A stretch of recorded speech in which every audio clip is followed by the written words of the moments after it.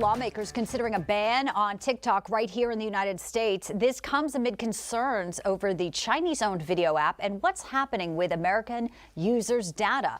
This new bill is spearheaded by Senator Marco Rubio. It is a bipartisan push, though. Let's get out to Christina Thompson, who joins us now live in our New York City newsroom with what lawmakers are proposing. Christina. Bianca, a lot went into this. So first of all, lawmakers are thinking about children and the app's danger to them, and also that urgent need to keep Americans' private information safe. The bill would essentially block and prohibit using apps created and monitored by foreign adversaries in the U.S. And by that, I mean China, Russia, Iran, North Korea, Cuba, and also Venezuela. Now, the bill was spearheaded by Senator Marco Rubio and a bipartisan pair of congressmen in the House. It does specifically mention the app TikTok and its owner, the Chinese company ByteDance, in the wording of the bill. Now, this is all as doubts regarding TikTok's ability to safeguard U.S. user data grows amongst our lawmakers. So I think you're telling me that there are TikTok employees or ByteDance employees who are members of the Chinese Communist Party? Is that what I took? No, I'm saying I wouldn't be able to verify that. Oh, well, let me just ask you that affirmatively. Are there TikTok employees or ByteDance employees who are members of the Chinese Communist Party? Senator, I'm saying nobody that's sitting on this panel could tell you a political I'm not interested about anybody's opinion. I'm asking you a factual question. Are there members of the Chinese Communist Party employed by TikTok and ByteDance, yes or no? I wouldn't be able to tell you.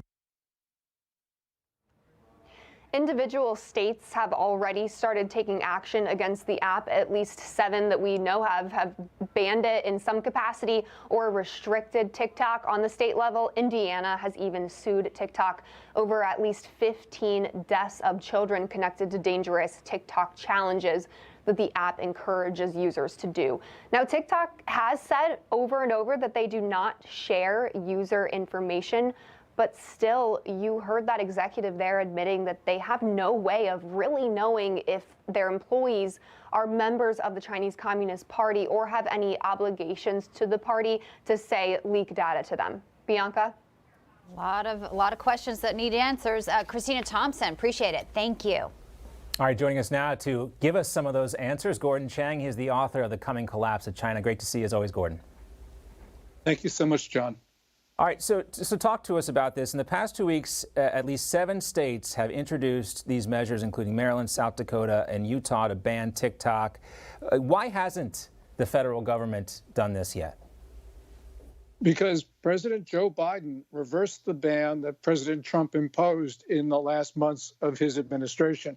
And remember, Trump didn't want to ban TikTok. He wanted to force a sale. And the Chinese, then the sale cratered, and not because of the data issues, but because China insisted on control of the algorithm. And that tells us that China is using TikTok to propagate narratives in the United States, not only ones that are harmful for children, but also they've fomented violence on American streets in 2020, which is an act of war. They've been glorifying drug use.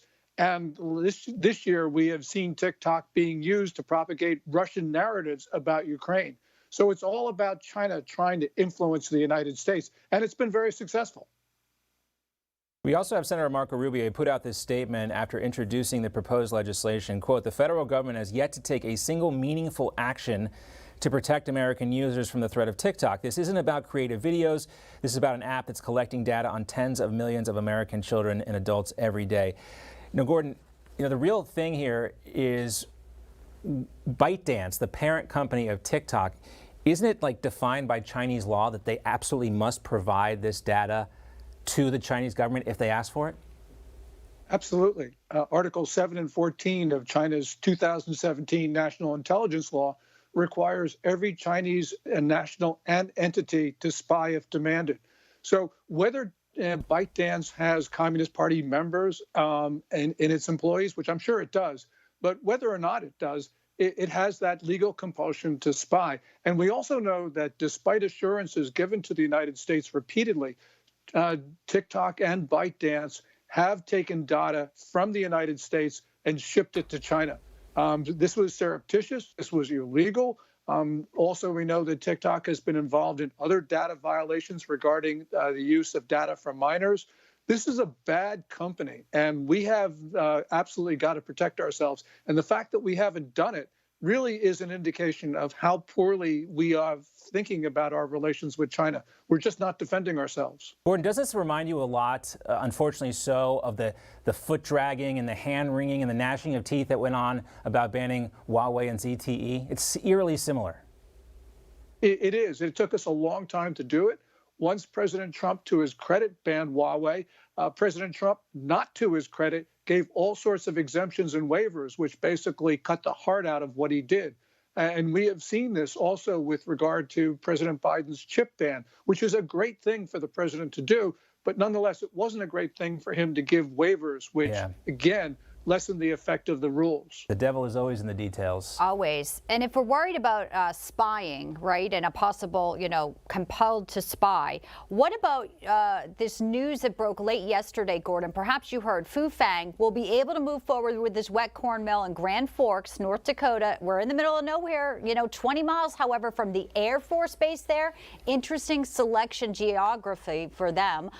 Now, residents were raising national security concerns, but it was the Committee on Foreign Investment in the U.S. that it doesn't fall under its jurisdiction. Are you concerned about this facility in North Dakota? We absolutely have to, because this is a sensitive Air Force base with uplinks to satellites which control drones and other devices. And, in Beijing, they must be shaking their head in disbelief about the inability to protect our most sensitive data. And I can't understand why CFIUS, the Committee on Foreign Investment in the U.S., didn't feel it could act. Now, if it can't act because of some legal restriction, then the Biden administration needs to move on this in other ways, because the administration does have the power to do this. This, to me, is just incomprehensible. Well, maybe there's another backstop. We're continuing to watch that story very closely. Want to pivot to a story in Iran that's been pretty troubling. News about this soccer player. Been getting a lot of headlines. There's reports that he faces possible execution.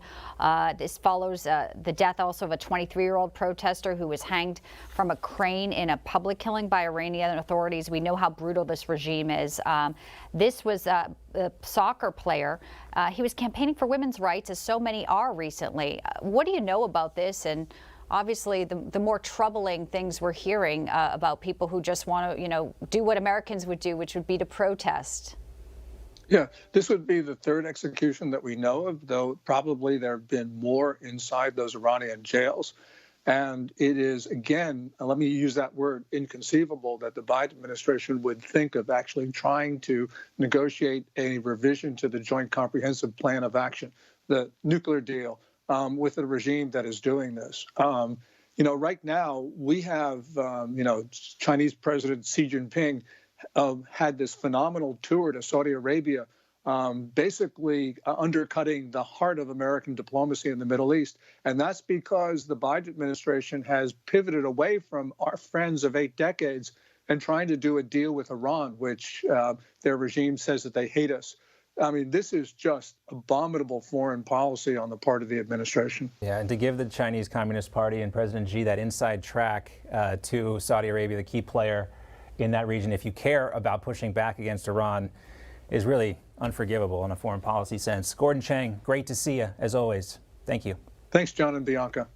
No crooked establishment. None of that twisting the truth. No talking down to me. Don't tell me how to think. Don't tell me how to think. Don't tell me how to think. I trust Newsmax. Newsmax. They don't tell me how to think. They let me decide. Newsmax. Real news For real people.